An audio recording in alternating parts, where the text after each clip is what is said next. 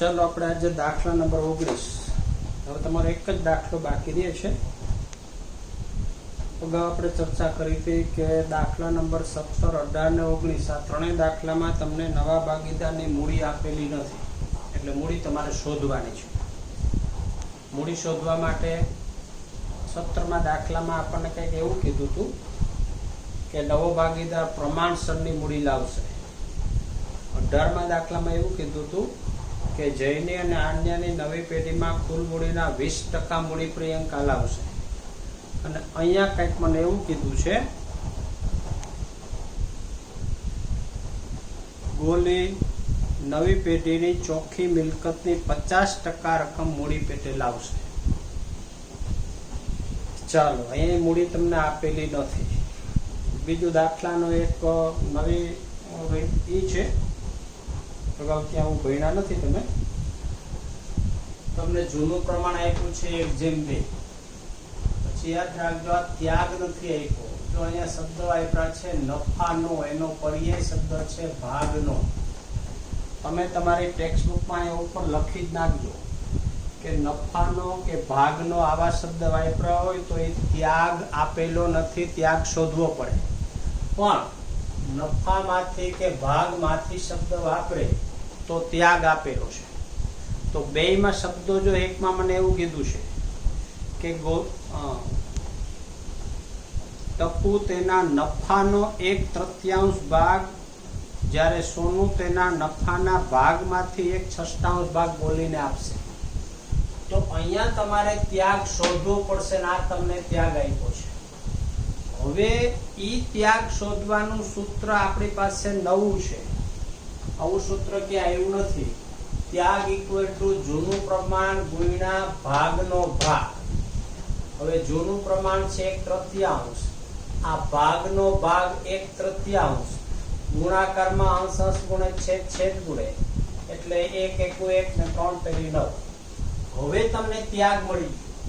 પહેલાનો ત્યાગ છે 1/9, બીજાનો ત્યાગ છે 1/6, બેયનો લસા મેં લીધો 18। તો અહીંયા હું 2 વડે ગુણું તો 18 થશે, અંશ અને છેદ 2 વડે 2 ગુણું છું એટલે 2/18। અહીંયા હું 3 વડે ગુણું એટલે 3/18। હવે છેદ સરખા છે તો અંશ છે ત્યાગનું પ્રમાણ છે, તો ત્યાગનું પ્રમાણ આપણને મળી ગયું 2/3। બીજું નવા ભાગીદારનો ભાગ મારે જોઈતો હોય તો ગોલીનો ભાગ ઇક્વલ ટુ જૂના ભાગીદારના ત્યાગનો સરવાળો। આ બે ત્યાગનો સરવાળો કરવો એટલે નવા ભાગીદારનો ભાગ આવી ગયો। એ ભાગ મારે એટલા માટે જોઈએ છે કે મને એમ કીધું છે કે ગોલી તેના ભાગની પાઘડી રોકડમાં લાવશે, એટલે 54,000 ગુણ્યા ગોલીનો ભાગ છે 5/18, એટલે ગોલી પાઘડી તરીકે 15,000 રૂપિયા લાવશે। ચાલો, હવે દાખલાની શરૂઆત જે રીતે કરો છો એ રીતે। મૂડી તમને આપી છે 2 લાખ ને 3 લાખ, આ બાકી આગળ લાગ્યા 2 અને 3।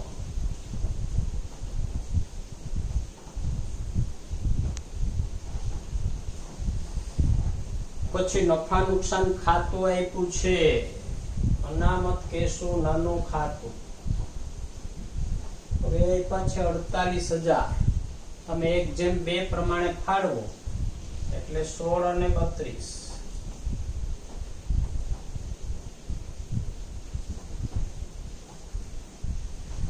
પછી જૂની પેઢીના ચોપડે પાઘડી આપી છે, પાઘડી માંડી વાળો એટલે કે જૂના ભાગીદારોના મૂડી ખાતે ઉધાર કરી દો। પ્રમાણ કયું તો કે જૂનું 18 ને 36।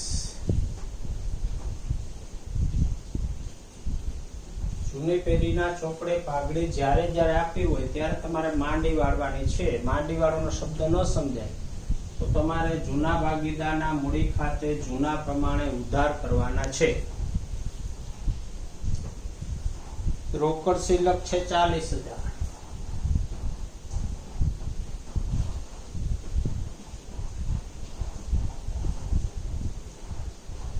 પહેલો હવાલો, પાઘડીનું મૂલ્ય 54,000 રાખવામાં આવ્યું। દેવાદાર પર ગાલખાતાનામાં 10,000 રૂપિયા રાખવી। હવે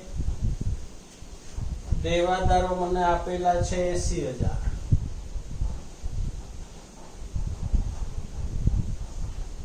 માઇનસ ગાલખાદ અનામત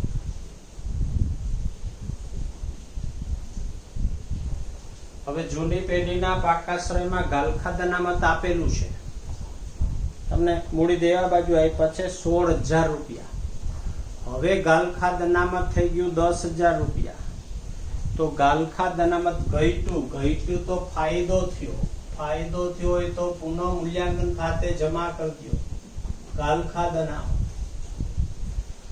હવે જો બે રીતે તમે પાકાશ્રમ બતાવી શકો છો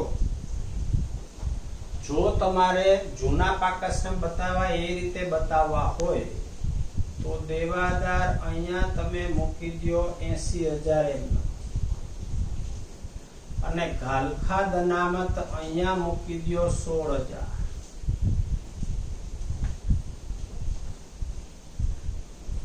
સોરી ગાલખાદ અનામત નરી ગાલખાદ અનામત 10,000 અને પછી અહીં ગાલખાદ અનામત ઘટી તો ફાયદો તમે આ રીતે બતાવી શકો છો જો આ રીતે બતાવશો તો તમારો પાકા સરવૈયાનો સરવાળો બે બાજુ 10,000 રૂપિયા વધુ આવશે મીનિંગ સરખો જ છે તમે આ બેનો ડિફરન્સ જો તો 70 જૂના પાકાશ્રયમાં મને મૂડી દેવા બાજુ ગાલખાદ અનામત આપ્યું છે ને તમારે મૂડી દેવા બાજુ ગાલખાદ અનામત બતાવવું હોય તો બતાવી શકો છો તો તમારે દેવાદાર સીધા આઉટમાં મૂકી દેવાના 80,000 ગાલખાદ અનામત સીધું મૂડી દેવા બાજુ જે જૂના પાકાશ્રમ બતાવ્યું છે એ જ રીતે તો હવે એક વિદ્યાર્થી ધારો કે આ રીતે બતાવે અને એક વિદ્યાર્થી આ રીતે બતાવે તો બેયના પાકાશ્રયમાં 10,000 નો ડિફરન્સ આવે ડિફરન્સ એટલે એનો સરવાળો 10,000 થી વધારે આવે તમારો સરવાળો 10,000 થી ઓછો બેયનું પાકું સરવાળો મળી જાય બે રીત સાચી છે આપણે આ રીતે બતાવ્યું કે ગાલખાદ અને દેવાદારમાંથી બાદ કરી દીધું એને બદલે તમે પાકાશ્રયમાં આ રીતે બતાવી શકો છો એનાથી જવાબમાં ફેર નહીં પડે ખાલી સરવાળો બે સાઈડ 10,000 રૂપિયા વધશે આગળ જમીન મકાનની કિંમતમાં 10% વધારો કરો તો જમીન મકાનમાં 30,000 નો વધારો થયો જમીન મકાન 30,000 અને નવી કિંમત થઈ ગઈ 3,30,000 જમીન મકાન 3,30,000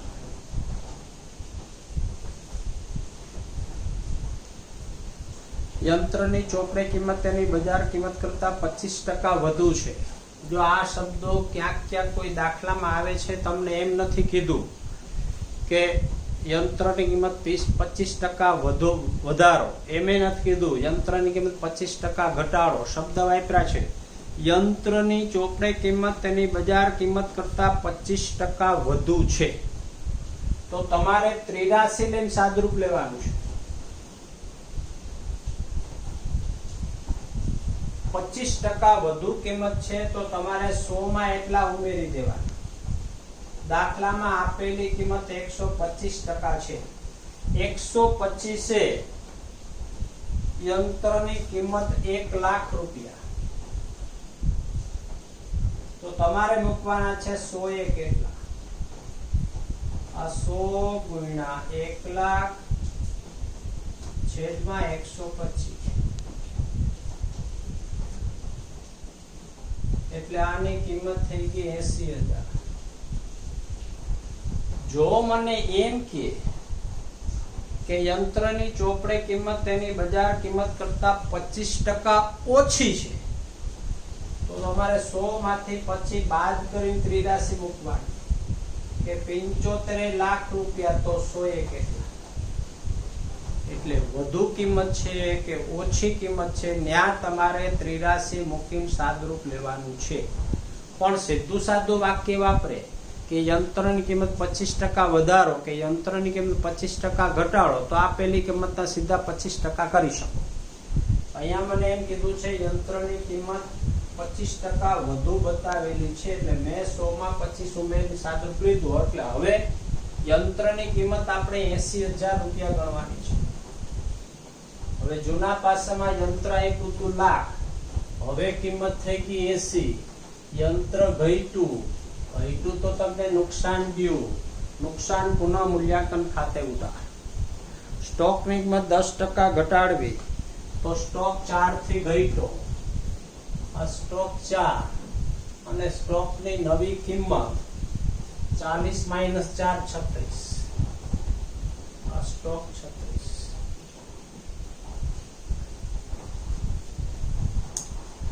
ગોલી નવી પેઢીની ચોખ્ખી મિલકતના 50% જેટલી રકમ મૂડી તરીકે લાવશે।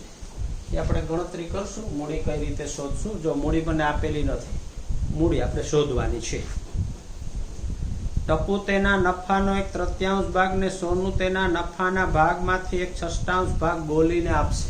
જો આ બે શબ્દો જુદા પડ્યા હતા શરૂઆતમાં, મેં તમને કીધું ઈ નફામાંથી શબ્દ વાપર્યો છે તો ત્યાગ આપ્યો છે, નફાનો શબ્દ વાપર્યો છે તો ત્યાગ શોધવો પડે।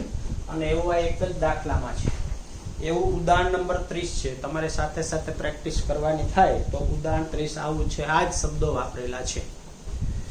ચાલો પુનઃ મૂલ્યાંકન ખાતું બંધ કરું છું। આ 36,000 અહીંયા મૂકો 36,000। અચ્છા એક મિનિટ, આપણે પાઘડીની આમનોંધ કરવાની બાકી રહી ગઈ છે। હવાલામાં કીધું છે ગોલી તેના ભાગની પાઘડી રોકડમાં લાવશે। પાઘડીની બે આમનોંધ કરી દઉં છું। નવા ભાગીદારને ભાગે આવતી પાઘડી તો આપણે શોધી લીધી, તો પાઘડીની આમનોંધ કરું છું। લખતો નથી, તમને આવડે છે આમનોંધ। રોકડ ખાતે ઉધાર 15,000, રોકડ ખાતે ઉધાર 15, વિરુદ્ધની વિગત છે પાઘડીના પ્રીમિયમ ખાતે। એટલે આમનોંધ ખાલી બોલી જાઉં છું। રોકડ ખાતે ઉધાર તે પાઘડીના પ્રીમિયમ ખાતે। બીજી આમનોંધ છે પાઘડીના પ્રીમિયમ ખાતે ઉધાર તે ટપ્પુના મૂડી ખાતે, તે સોનુના મૂડી ખાતે। પ્રમાણ કયું તો કે નવો ભાગીદાર પાઘડી ત્યાગના પ્રમાણે આમનોંધ આપણે કરવાની હોય તો તે ટપ્પુના મૂડી ખાતે જમા, તે સોનુના મૂડી ખાતે જમા 6,000 ને 9,000। વિરુદ્ધની વિગત છે પાઘડીના પ્રીમિયમ ખાતે।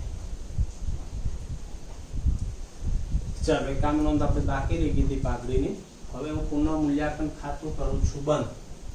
નફો આવ્યો 30,000, આ નફો ભાગીદારોના મૂડી ખાતે થઈ ગયા। ટપ્પુ અને સોનું આ 30,000 રૂપિયા જૂના પ્રમાણે વેચો એટલે 10,000 ને 20,000, એ 10 અને 20 અહીંયા લ્યાવો।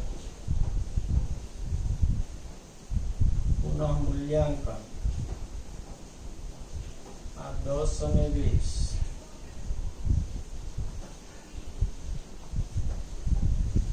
હવે ગોલીની મૂડી હજી આપણને ખબર નથી, હમણાં મળી જશે।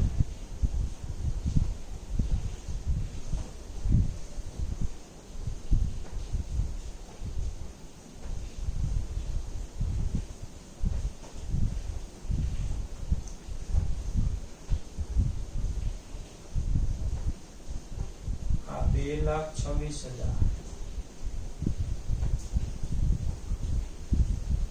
સોનુનો સરવાળો થાય છે 3,49,000 અને ગોલીની મૂડી હજી આપણને મળી નથી। અહીંયા 2,26,000 અને 3,49,000 હું બાકી શોધી લઉં છું। બાકી આગળ લઈ ગયા, આ થશે 2,08,000, અહીંયા થશે 3,13,000। હવે આપણે ગોલીની મૂડી શોધવી છે।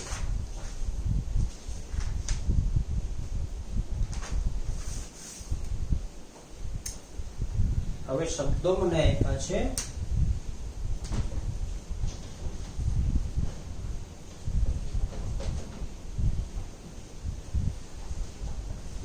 ગોલી નવી પેઢીની ચોખ્ખી મિલકતના 50% જેટલી મૂડી લાવશે।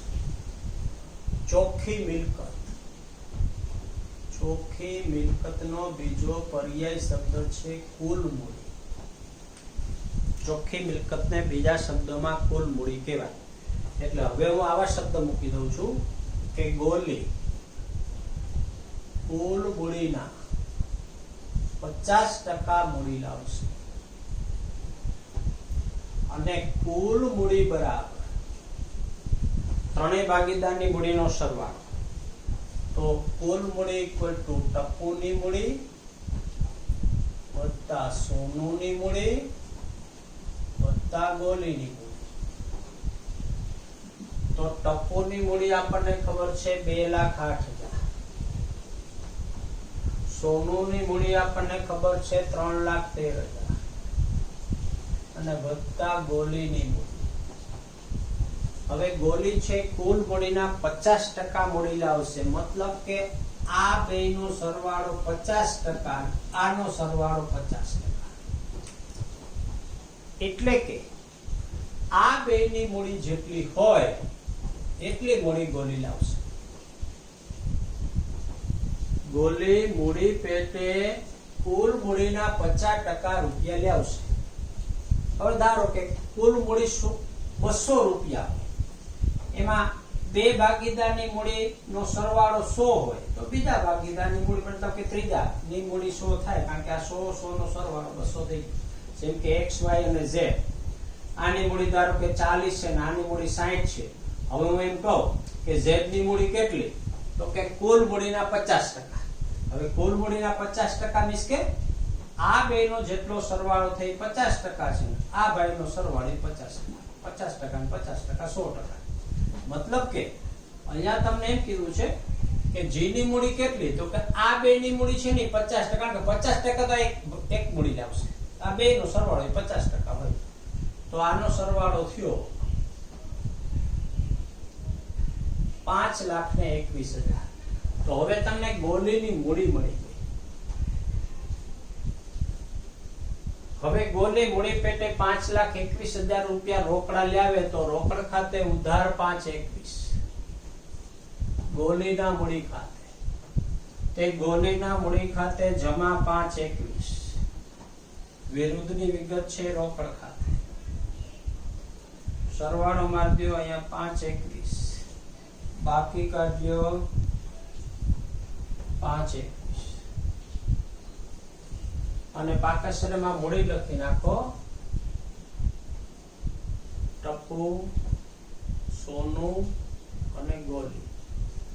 પહેલાની મૂડી છે 2,08,000, બીજાની મૂડી છે 3,13,000 અને ત્રીજાની મૂડી છે 5,21,000.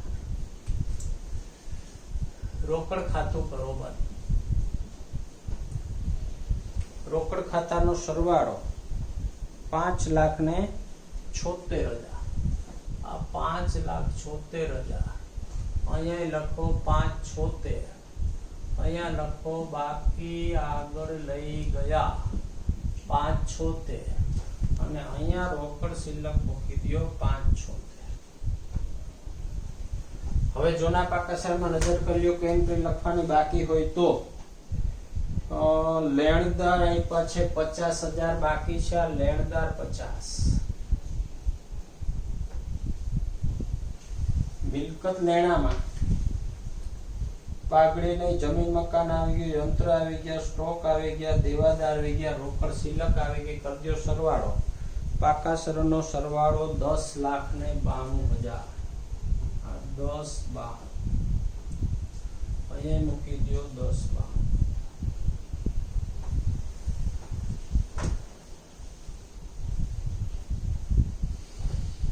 દાખલામાં જે કઈ નવું છે યાદ રાખજો. શબ્દની મારામારી છે. નફાનો, નફામાંથી અથવા ભાગમાંથી. નફાનો એનો પર્યાય શબ્દ છે ભાગનો. એ ત્યાગ નથી આપ્યો, ત્યાગ શોધવો પડે.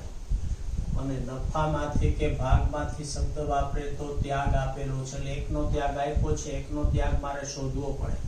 અને ત્યાગનું સૂત્ર સાવ નવું છે. જોઈજો, જૂનું પ્રમાણ ગુણ્યા ભાગનો ભાગ.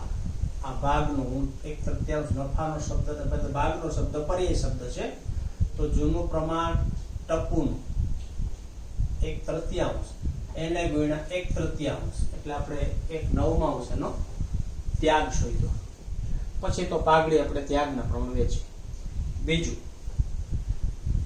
ગોલી છે નવો ભાગીદાર ઈ ચોખ્ખી મિલકતના 50% મૂડી પેટે લાવશે. ચોખ્ખી મિલકત એટલે કુલ મૂડી. કુલ મૂડીના 50%. હવે તમે કદાચ આ મૂડીનો સરવાળો કરો એટલે આ થશે જો 2,08,000 વત્તા 3,13,000 વત્તા 5,21,000 આનો સરવાળો થશે 10,42,000. હવે આના 50% કરો ઓટોમેટિક આ સાદું પડી જશે. જો 5,21. એટલે આપણને તો ત્યારે કુલ મૂડી ખબર નહોતી તો મેં શું કર્યું, જૂના ભાગીદારના મૂડી ખાતા બંધ કર્યા, મૂડીની બાકી શોધી. પછી ઈ બે નો સરવાળો કર્યો કારણ કે નવો ભાગીદાર છે એ કુલ મૂડી એટલે ત્રણેય ભાગીદારની મૂડીનો સરવાળો. એમાં બે ની મૂડી તમને આપી છે 50% બાકીના 50%. આ બે નો સરવાળો કરો 50% હોય તો 50% પછી 5,21,000 હોય. એટલે આ રીતે આપણે નવા ભાગીદારની મૂડી શોધી. 17, 18 ને 19 આ ત્રણ દાખલા એવા છે જેમાં તમને મૂડી આપેલી નથી. 17મા દાખલામાં આપણને એવું કીધું હતું કે પ્રમાણસર મૂડી લાવશે તો આપણે રીત કરી હતી. એકમાંથી નવા ભાગીદારનો ભાગ બાદ કર્યો હતો, બાકી વધતો ભાગ મળ્યો હતો અને બાકી વધતા ભાગે બે મૂડીનો સરવાળો એટલો હોય તો નવા ભાગીદારના ભાગે કેટલા. 18મા દાખલામાં મને એમ કીધું હતું કે નવો ભાગીદાર ઓલા બે ભાગીદારની જે ટોટલ મૂડી થાય ને 20% મૂડી લાવશે તો આ બે નો સરવાળો હોય એટલે 20% ની. અને ત્રીજામાં મને અત્યારે 19મા દાખલામાં એવું કીધું છે કે ચોખ્ખી મિલકત એટલે કુલ મૂડીના 50% મૂડી એ નવો ભાગીદાર લાવશે તો મેં આ મૂડીની બાકી શોધી લીધી. એ બાકી ત્રણેય મૂડીનો સરવાળો કર્યો તો એવું કીધું 50% માં અને 50% તો આ બે 50% મૂડી હોય તો આ 50% મતલબ આ બે ના સરવાળા જેટલી મૂડી લાગે. એટલે દાખલાની નોંધ સહિતનો દાખલો તમને ગણેલો આપી દઉં છું અને તમારે બાકી નોટમાં ઉતારી લેવાનો છે. અને આની સાથે સાથે ઉદાહરણ 30 આના જેવું જ છે. બીજું ખાસ તમને કહી દઉં કે 7મો હવાલો છે ત્યાં નોંધ કરી લેજો. ભાગની 8મો હવાલો ટપુ તેના નફાનો શબ્દ વાપરે એટલે ત્યાગ નથી. નફા ભાગમાંથી શબ્દ વાપરે તો ત્યાગ આપ્યો. એકનો ત્યાગ આપ્યો નથી, એકનો ત્યાગ આપેલો છે એટલે આને ભૂલથી ત્યાગ માની લેતા નહીં.